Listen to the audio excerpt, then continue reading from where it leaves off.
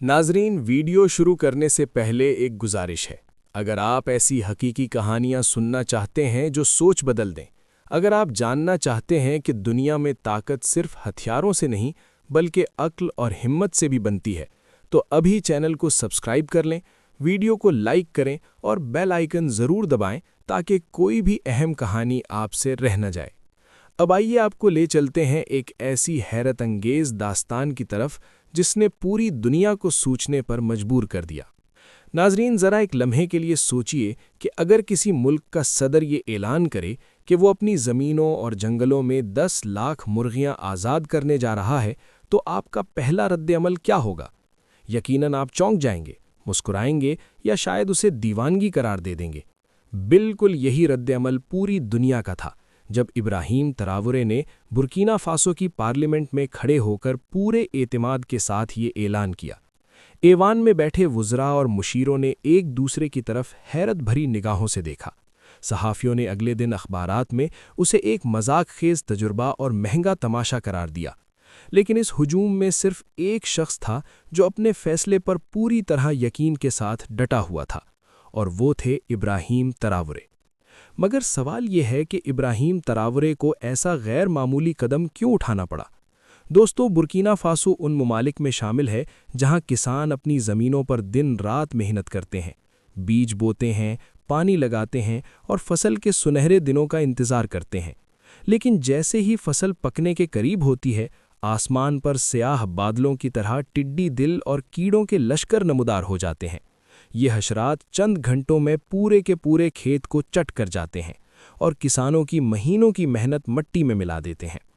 ذرا تصور کیجئے کہ ایک کسان اپنی بیوی بچوں کے ساتھ دن رات محنت کرے اور صبح آنکھ کھلے تو کھیت میں ہریائی کے بجائے صرف خشک مٹی اور تنکے باقی ہوں۔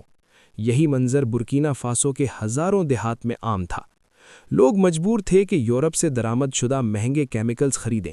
یہ زہریلے اسپرے وقتی طور پر کیڑوں کو تو ختم کر دیتے تھے، مگر ساتھ ہی زمین کی زرخیزی بھی چھین لیتے اور پانی کو آلودہ بنا دیتے۔ کسان قرضوں میں ڈوبتے جا رہے تھے اور ہر نئی فصل کے ساتھ ایک نیا خوف جنم لیتا تھا کہ نہ جانے کب ٹڈی دل دوبارہ حملہ کر دے۔ بین الاقوامی امدادی ادارے وعدے تو کرتے تھے، مگر ان کے حل سست، مہنگے اور بیوروکریسی کے شکنجے میں جکڑے ہوتے تھے۔ ابراہیم تراورے نے محسوس کیا کہ اگر وہ اسی پرانی پالیسی پر چلتے رہے تو برکینا فاسو ہمیشہ بیرونی طاقتوں کا محتاج رہے گا۔ اسی لیے انہوں نے فیصلہ کیا کہ ایک ایسا حل تلاش کیا جائے جو افریقی ہو، قدرتی ہو اور سب سے بڑھ کر دیر پا ہو، اور وہ حل تھا مرغیاں۔ جی ہاں، وہی عام سی مرغیاں جنہیں لوگ صرف انڈے اور گوشت کے لیے پالتے ہیں۔ تراورے کی نظر میں یہی ملک کو بچانے والی فوج تھی۔ ان کے ذہن میں ایک سادہ مگر زبردست خیال آیا، اگر ٹڈی دل اور کیڑے ہماری فصلیں کھا رہے ہیں تو کیوں نہ ایسے پرندے چھوڑ دیے جائیں جو دن رات انہی کیڑوں کو کھا جائیں۔ آپ کو یہ جان کر حیرت ہوگی کہ ایک عام مرغی روزانہ سینکڑوں کیڑے مکوڑے کھا جاتی ہے۔